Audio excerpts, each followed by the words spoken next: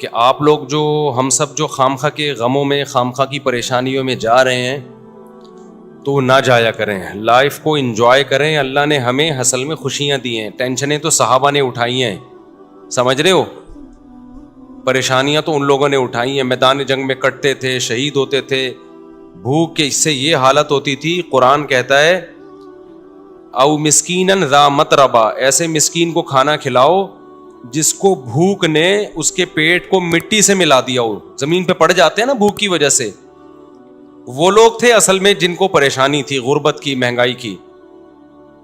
ہمیں وہ پریشانیاں نہیں ہیں, ہم غریبیوں پہ اعتماد کر کے بیٹھ گئے ہیں. تو خوش رہنا سیکھو. اللہ کو یہ نا ٹیڑے میڑے چہرے پسند نہیں ہیں, ہر وقت مصیبت میں یار یہ نہیں ہو رہا, یہ نہیں مل رہا, یوں نہیں مل رہا, ایسے نہیں ہو رہا. یہ اللہ کو خوشی نہیں ہوتی, اللہ کو غصہ آتا ہے. دیکھو ایک باپ اپنے بیٹے کو کھلاتا ہے, پلاتا ہے, اس کو مختلف چیزیں دے رہا ہے, بلکہ باپ سے زیادہ شوہر کی مثال زیادہ اچھی طرح سمجھ میں آئے گی. ایک شوہر ہے اپنی بیگم کو کھلاتا بھی ہے, پلاتا بھی ہے, اس کو شاپنگ بھی کراتا ہے, اس کو تمام نعمتیں دے رہا ہے. بیگم ہر وقت منہ بنا کے بیٹھی رہتی ہے. کتنا غصہ آئے گا نا مرد کو, کیونکہ ہم لوگ آدمی ہیں نا, ہم لوگ کو پتہ ہے ان چیزوں کا.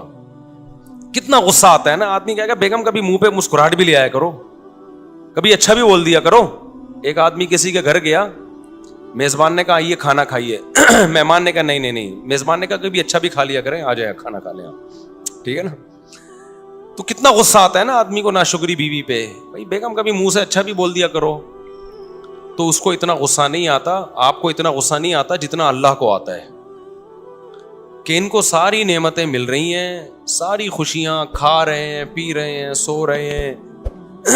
ان کو ٹینشن اس کی ہو رہی ہے میرا بچہ سٹی اسکول میں کیوں نہیں پڑھ رہا, بیکن ہاؤس میں کیوں نہیں پڑھ رہا, اور مجھے ذاتی گھر کیوں نہیں مل رہا. تو اللہ کو غصہ آتا ہے ان چیزوں پہ. تو اللہ کو خوش لوگ پسند ہیں, سمجھتے ہو. غمزدہ لوگ اللہ کو بالکل بھی پسند نہیں ہیں. غم صرف ایک اٹھاؤ, آخرت کا. غم کون سا اٹھاؤ؟ آخرت. میں آپ کو بتاؤں, ہم نے اللہ والوں کو دیکھا ہے, ان کو جب کوئی دنیا کی مصیبت پہنچتی ہے نا تو ان کو غمزدہ ہوتے ہوئے شرم آ رہی ہوتی ہے. غمزدہ ہوتے ہوئے شرم آ رہی ہوتی ہے کہ اللہ کو کیا منہ دکھائیں گے. اللہ کہے گا اتنی خوشیاں تجھے دی ہیں. ہمارے حضرت مفتی رشید احمد صاحب رحمہ اللہ آخر عمر میں بیمار ہو گئے, تو جب کوئی ان کے پاس عیادت کے لیے جاتا نا تو ایک عالم آئے ان کی خدمت میں, عیادت کے لیے گئے اور کہنے لگے آپ کو دیکھ کے بڑی ٹینشن ہو رہی ہے. تو حضرت نے فرمایا کہ مجھے تو ہو نہیں رہی, آپ کو پتہ نہیں کیوں ہو رہی ہے. انہوں نے فرمایا کہ میری عمر 70 سال سے زیادہ ہو گئی ہے, اب بھی بیمار نہیں ہوں گا تو کب ہوں گا بیمار بھائی. اب تو اس عمر میں تو زیادہ تر لوگ مر چکے ہوتے ہیں, ہم زندہ ہیں اس پہ غنیمت ہے بھائی. تو ٹینشن نہیں لے رہے تھے. وہ کہہ رہے ہیں اب بھی نہیں بیمار ہوں گے تو کب ہوں گے بھائی, اب تو بیماری کی عمر ہے بھائی, اب تو جو ہے غریبی چل رہا ہے. پھر بھی مانتے نہیں تھے کہ میں بیمار ہوں. ٹھیک ہے نا, ان کو کہ مجھے شرم آتی ہے اپنے آپ کو بیمار کہتے ہوئے. بلکہ حضرت تو یہاں تک فرمایا کرتے تھے اگر بیمار ہو نا دوائیں چھپ کے کھایا کرو, دنیا کو نہ بتایا کرو میں بیمار ہوں, میں یہ ٹیبلٹ. آج کل دوائیں کھانا فیشن بن گیا ہے. جتنا بڑا آدمی ہوگا نا شوگر کی گولیاں کھا رہا ہوگا وہ. یہ ایک فیشن ہے کہ سر جو ہے صبح یہ ٹیبلٹ لیتے ہیں, شام کو یہ ٹیبلٹ کھاتے ہیں. غریب آدمی ٹیبلٹ ویبلٹ بیچارہ وہ پاپے چائے میں ڈبو کے کھا رہا ہوتا ہے. یہ مالداروں کے مسائل ہیں کہ سر آپ کی شوگر کہاں پہنچ چکی ہے. ٹھیک ہے نا, مالدار جس کو شوگر نہیں ہے غریب آدمی ہے, اس کو شوگر ہی نہیں ہے. یہ تو فیشن ہے نا. تو حضرت فرمایا کرتے تھے کہ بیمار بھی ہونا دوائیں چھپ کے کھایا کرو, لوگوں کے سامنے اپنی کمزوریوں کو اور بیماریوں کو شو مت کرو. سمجھتے ہو؟ کہا کہ صحیح ہے, بس ہم ٹھیک ہیں, بہترین ہیں. یہ کچھ زیادہ تقویٰ ہو جائے گا, آپ کھا لیں. ایسا نہ ہو شوگر ہو گئی, آپ چھپ کے کہیں جگہ نہیں مل رہی تو مر ہی گئے. اب جو دواؤں کا عادی ہو جاتا ہے وہ تو کیا چھپ کے کھائے گا, وہ تو کھلے عام کھاتا ہے. اچھا کچھ دوائیں نہیں ہیں, وہ کہلاتی ہیں دوائیں. جیسے ملٹی وٹامن گولیاں, یہ کوئی دوائیں نہیں ہیں. اگر یہ کوئی کھا رہا ہے تو یہ کوئی دواؤں کی فہرست میں یہ چیزیں نہیں آتی ہیں. تو لیکن جو بیماریاں ہیں نا, جس کو لوگوں نے بیماریاں سمجھ رکھے ہیں, ان کو بیماریاں سمجھ لیا ہے, تو کوشش یہی کرو بھائی ہم صحت مند ہیں, ہم سب ٹھیک, سب کیا چل رہا ہے, اوکے کی رپورٹ چل رہی ہے. جب کوئی پوچھا کرے کیا حالات ہیں, بولو سب اوکے کی رپورٹ ہے. رپورٹ کا لفظ میں اس لیے استعمال کرتا ہوں کہ رپورٹوں پہ لوگوں کو یقین ہوتا ہے. دیکھو آپ کسی سے پوچھ رہے ہیں کہ آپ کے جگر ٹھیک کام کر رہا ہے, لیور ٹھیک ہے, آپ کا کڈنی ٹھیک ہے, وہ کہے گا ہاں ٹھیک ہے. آپ کہیں گے رپورٹ ہے تمہارے پاس, لیب سے رپورٹ ہے؟ وہ کہے گا ہاں جی یہ رپورٹ ہے. تو رپورٹ دیکھ کے یقین آ جائے گا نا. تو صرف یہ نہیں بتایا کرو میں خیریت سے ہوں, آپ بولو میرے پاس خیریت کی باقاعدہ رپورٹ ہے. ٹھیک ہے. تو میں جب بھی کسی سے خیریت پوچھتا ہوں, میرے دوستوں کو پتا ہے کہ میں یہ نہیں پوچھتا آپ خیریت سے ہیں, میں کہتا ہوں سب اوکے کی رپورٹ ہے. وہ آگے سے جواب میں کہتے ہیں رپورٹ کیا ہے؟ اوکے کی. اس کا مطلب واقعی اوکے ہے, باقاعدہ رپورٹ ہے اس کے پاس. تو اللہ کا شکر ہے ہمارے پاس بھی رپورٹ کیا ہے؟ اوکے کی رپورٹ ہے. جب بھی کوئی مجھ سے, اور اللہ اوکے کی رپورٹ ہی رکھے بھائی, زیادہ شو بازیوں میں بھی نقصان ہوتا ہے. تو اللہ اوکے کی رپورٹ ہی رکھے, خوش ہی رکھے اللہ تعالی ہم سب کو. اچھا, مجھے لوگ اب نہ تانے دینا شروع کر دیے لوگوں نے. پہلے جب میں بیان کرتا تھا نا اوکے کی رپورٹ ہے, 4 شادیاں 3 شادیاں, لوگ ایسے سنتے تھے ماشاءاللہ کتنا اچھا بیان. اب پتہ ہے کیا ہے, ابے اوکے کی رپورٹ تو ہوگی نا جب ریوو میں گھوم رہے ہیں. ہاں, جب پیسہ آ رہا ہے تو رپورٹیں کیا ہوں گی؟ اوکے کی ہوں گی نا. یہ جو کھلکھلا رہے ہیں ممبر پہ, یہ اس کے پیچھے کیا ہے؟ پیسہ ہے.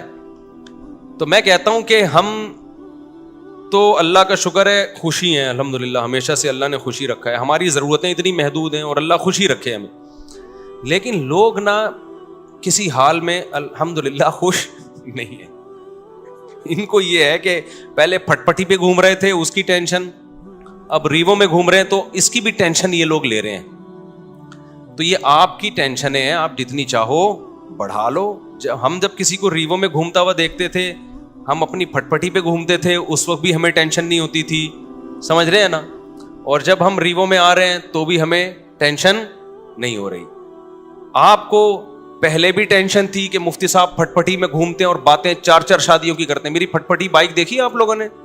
ایسی بائکیں میں نے رکھی ہیں نا جن کے ماڈل ہی ختم ہو چکے ہیں, یعنی مارکیٹ میں بھی نہیں ملتی. میں نے رکھی ہے ہونڈا 110, کبھی نام سنا؟ ہونڈا 110 روزانہ صبح, بائک کی بات کر رہا ہوں, دھکا لگتا تھا اس کو. ہم اس وقت اس سے زیادہ خوش تھے جتنے اب ہیں. میرا جو بچپن سے میرے ساتھ ہے نا وہ مجھے زیادہ جانتے ہیں, وہ مجھے بہت اچھی طرح جانتے ہیں. ہمیشہ میری باتیں کروڑوں کی رہی ہیں اور دکان میرے پاس پکوڑوں کی رہی ہے. اللہ کا شکر ہے میرے ساتھ جو میرے بچپن کے دوست ہیں وہ جانتے ہیں پیسوں کی تو ہمارے کبھی بات ہی نہیں کی ہم نے, نہ پیسہ کمانے کی کبھی فکر کی ہے. تو پھر ہم نے گاڑی جب میں نے خریدی نا FX, پرانا ماڈل جس کی چھت پچکی ہوئی تھی, 40,000 قسطوں پہ میں نے گاڑی لی تھی. 40,000 قسطوں پہ, 3,000 منتھلی قسط تھی. لوگ کہتے تھے اتنی سستی قسطوں پہ کہاں سے مل گئی. جب گاڑی دیکھ کے کہتے تھے مفتی صاحب کسی نے آپ کو چونا لگا دیا ہے, یعنی اس پہ بھی مہنگی ہے. اسی میں ہم رشتے لینے جا رہے ہوتے تھے تیسری شادی کے.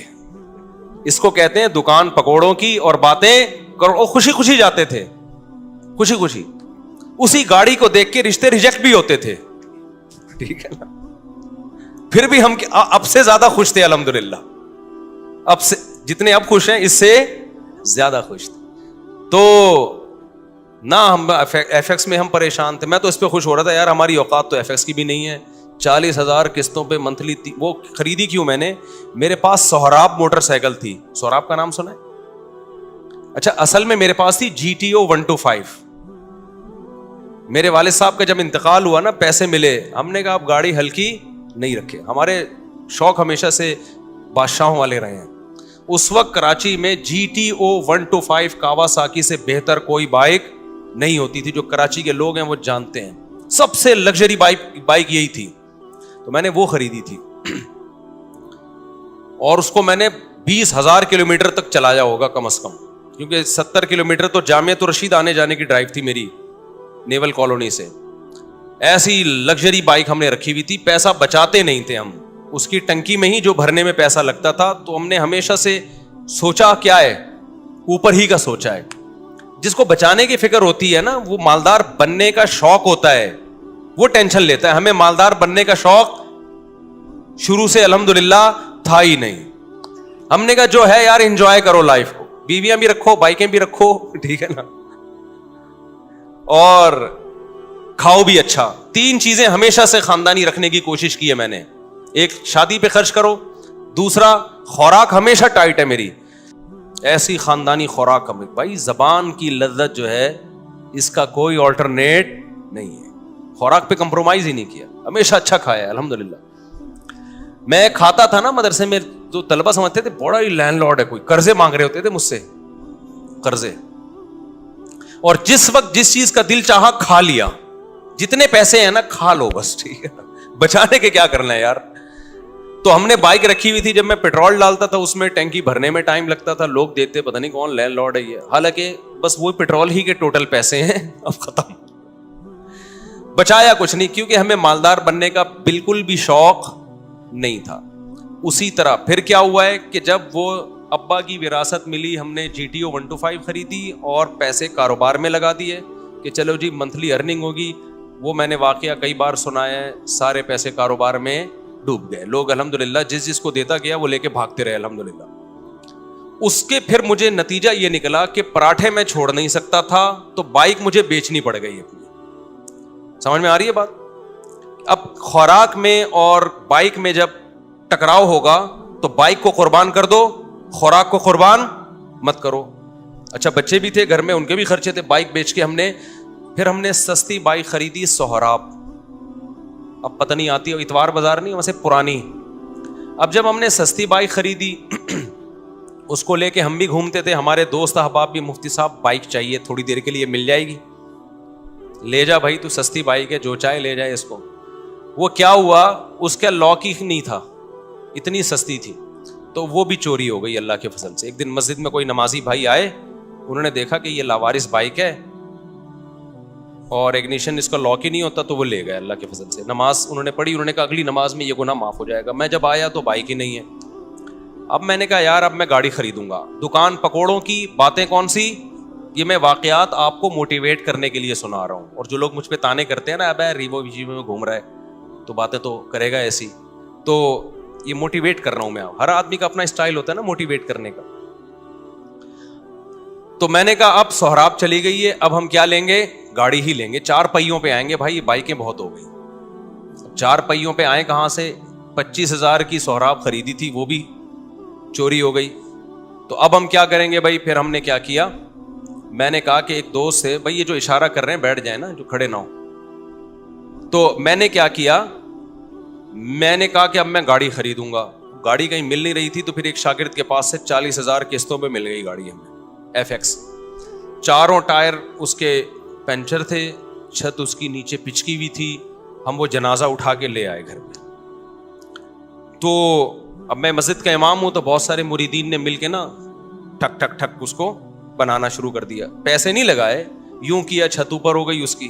FX میں یہ بڑی بات ہے کہ ڈینٹنگ پینٹنگ کا زیادہ, ہاتھ سے ہی ڈینٹنگ پینٹنگ کا کام ہو جاتا ہے اس میں. تو بہرحال ہمیں اس کی خوشی تھی کہ گاڑی آ گئی ہمارے پاس, رشتے مانگنے میں آسانی ہو گئی ہمیں. تو اس میں تھوڑے تھوڑے تھوڑے تھوڑے تھوڑے تھوڑے پیسے لگا کے میں نے کیا کیا, بالآخر اب میں نے کہا یہ بہت بہت کام نکال رہی تھی وہ. میں نے کہا جیسے کسی نے مجھے پہنائی ہے تو اب یہ کسی اور کو پہنا دو. آپ یہی حل ہوتا ہے پرانی چیزوں کا, بیوی کے علاوہ جتنی بھی پرانی چیزیں آپ اب کیا کر دو, دوسرے کو پہنا دو. میں نے کہا بہت تھک گیا ہوں اس پہ, سارے پیسے اسی میں لگ رہے تھے.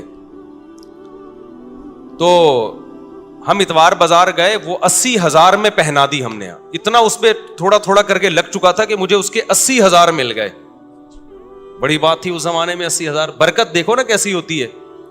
ہم نے کیا کیا, اب آپ کی طرح یہ نہیں کہ بچوں کو سٹی اور بیکن ہاؤس میں پڑھانا ہے یا بچے روکنے, ہم نے پیدا ہی نہیں ہونے دینا. اس وقت بچے تھے چھوٹے, ابھی ان کی تعلیم کا خرچہ نہیں تھا, بہت چھوٹے بچے تھے میرے اس وقت, خوراک پوری ہو رہی تھی ان کی. جب بڑے ہوں گے, اسکول کا ٹائم آئے گا, اس وقت سوچیں گے, یہ ابھی تھوڑی سوچنے کی چیزیں ہیں. ہم خود بھی تو کسی کے بچے ہیں نا. ابھی میں اپنے والد صاحب کے بچوں کا سوچ رہا تھا, یعنی میں اپنا. تو ہوا یہ کہ ہم نے وہ خرید لی, آپ کی اللہ بھلا کرے, شیراڈ لے لی میں نے, 1.5 لاکھ کی ملی, 80 کیش دیے اور 5,000 قسطیں. وہ محلے میں کہیں سے مل گئی. ہم آ گئے کس پہ, شیراڈ پہ. تو شیراڈ میں گھوم رہے ہیں بھائی, اس پہ خوش ہو رہے ہیں. یار ہماری اوقات تو سہراب کی بھی نہیں تھی, اللہ نے کیا دلا دی, शुक्र की तौफीक मिल रही थी ना, मुझे शुक्र की तौफीक मिल रही थी। लोग, मैं कहते यार मेरी औकात तो नहीं है, ये हम तो मौलवी लोग हैं, हमारी तनख्वाहें देखो, जज्बे देखो हमारे, तो ये गाड़ी मिल, मैं तो उस पर वाकई बहुत खुश होता था। एक दफा मैं गाड़ी लेकर गया हूं, किसी बड़े जलसे में मेरा खिताब था, लोग लैंड क्रूजर में बड़ी बड़ी गाड़ियों में आ रहे थे, मेरी भी बड़ा इस्तेकबाल हुआ। मैं गया, हमारे दोस्तों ने कहा मुफ्ती साहब एफएक्स में नहीं बैठना, जाके आपकी पर्सनैलिटी पे ये एफएक्स सूट नहीं कर रही है, क्योंकि यहाँ बड़े बड़े उलमा आए हैं बड़ी बड़ी गाड़ियों में। मैंने कहा ऐसी की तैसी भाई, हम किस में बैठेंगे, अपनी एफएक्स में। तो अल्लाह ने बेइज्जती लिखी हुई थी, जब मैं बैठा हूं तो चली भी नहीं रही थी, 6 आदमियों ने धक्का लगाया उसको, यानी वो जितनी इज्जत बचाना दोस्त चाह रहे थे ना, तो वो, और हमने इंजॉय किया। हमने कहा भाई इन चीजों में इज्जत जिल्लत बोलो ना, नहीं है इन चीजों क्या होता। हमारा मकसद था बयान करना, बयान अगर अच्छा हो गया तो ठीक है, मैं गधे पे जाऊं, मैं घोड़े पे जाऊं, मैं साइकिल पे जाऊं, मैं एफएक्स में जाऊं। मैं आपको इसलिए ये सारे वाकयात शो मारने के नहीं बता रहा, खामखा की टेंशन क्यों पाली हुई है भाई तुम लोगों ने, बिला वजह अपना मैयार इतना ऊंचा क्यों रखा हुआ है। वो मैयार नहीं मिलता तो टेंशन में जाते हो फिर। हम तो ये सोच रहे थे यार हमारी औकात मोटरसाइकिल की नहीं है, अल्लाह ने 125 दिला दी GTO। हमारी औकात तो 125 की नहीं, अल्लाह ने एफएक्स दिला दी। हमारी औकात तो एफएक्स की है, अल्लाह ने शेराट दिला दी। नहीं यारी बात समझ में, हम शेराट में घूम रहे हैं भाई, बड़ा एंजॉय